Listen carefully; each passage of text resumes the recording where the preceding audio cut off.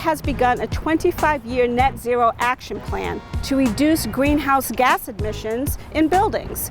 The city has taken several steps to meet this goal to reduce emissions in several sources. Today we're going to look at 3 examples of the city's sustainability efforts, beginning with Sam Corda, who's going to meet me on the roof of the water department.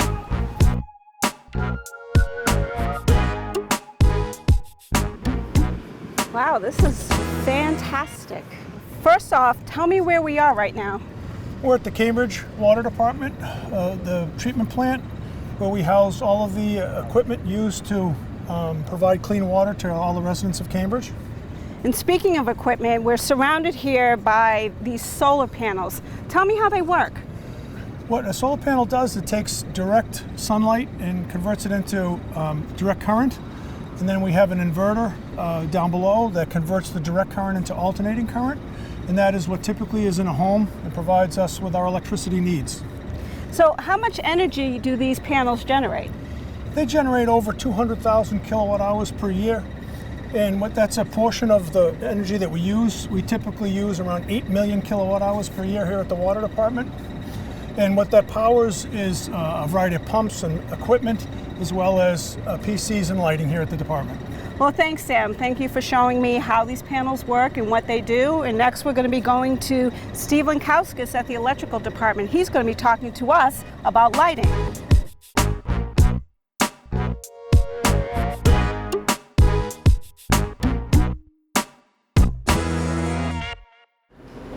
Hi, Steve. Hi, Tonia. Thanks for meeting me today. It's a pleasure. You are the city electrician for the city of Cambridge. Tell me what Cambridge is doing to reduce the energy levels in streetlights. Back in 2014, the city decided to change all their streetlights to LED streetlights. And we decided to do that in a couple of phases. The first phase was to retrofit the 5,000 streetlights. The second phase was to swap out all the decorative and park fixtures. And included in those 2 phases was the installation of an adaptive lighting system. And tell me what adaptive lighting is. Adaptive lighting is where we are able to control each individual light and dimming at certain hours of the night. In using the adaptive lighting, we're able to apply many different schedules to adapt to different types of environments. And we've achieved quite a bit of savings on that end of it. Like how much has the city saved? Changing the LED lights out, we're looking at saving 50%. With the adaptive lighting system, we've achieved up to almost 80% in savings. That's incredible. Well, thank you so much, Steve. Now we're going to go speak with Kristen Middleton at the Martin Luther King Jr. School to talk about what sustainability efforts are happening over there.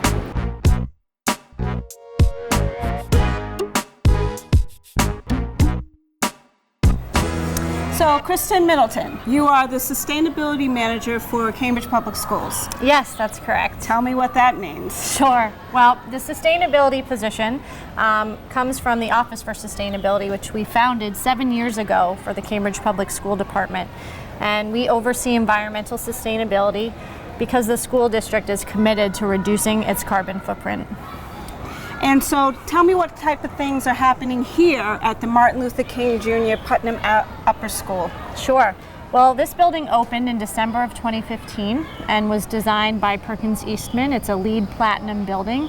And we're happy to talk about, how much energy we've saved. So, for example, these solar panels that you see around the building are providing for almost 45% of the school's entire energy use. It's amazing. That's incredible.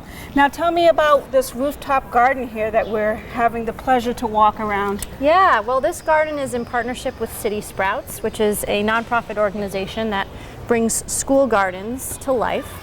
And it allows our students to learn about the environment in a very hands-on way. So they're growing this food and eating it and learning about what it means to compost and to take care of nature. That's great. Let's go take a look at some other places here. Yeah, sounds great. So now we're in the basement and we call this the mechanical room? Correct, yeah, it's the mechanical room. And it's a little noisy, but that's because the school has a very unique water supply system. Tell me about that. Sure. So this is our gray water system. And what's so amazing about this system and what makes it environmentally sustainable is that we catch the rainwater and we use recycled rainwater to flush all of our toilets. So if you go into any bathroom in the school and flush the toilet, it's recycled water.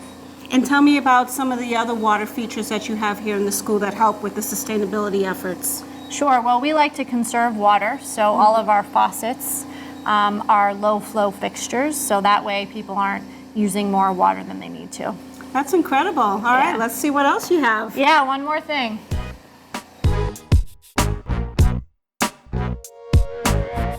So here we are now in the cafeteria, Kristen. Talk to me about what's happening here. Sure. Well, we have a state-of-the-art waste reduction system here in this cafeteria. As with all schools in the school district, we have full-scale composting and recycling.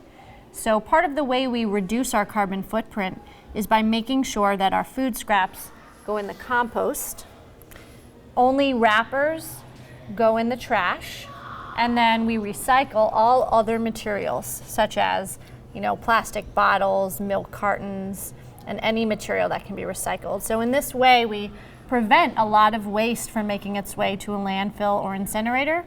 And by creating new soil through compost, we're actually helping to sequester carbon and reduce our carbon footprint. That's incredible. Well, Kristen, thank you so much. It's my pleasure. You're welcome.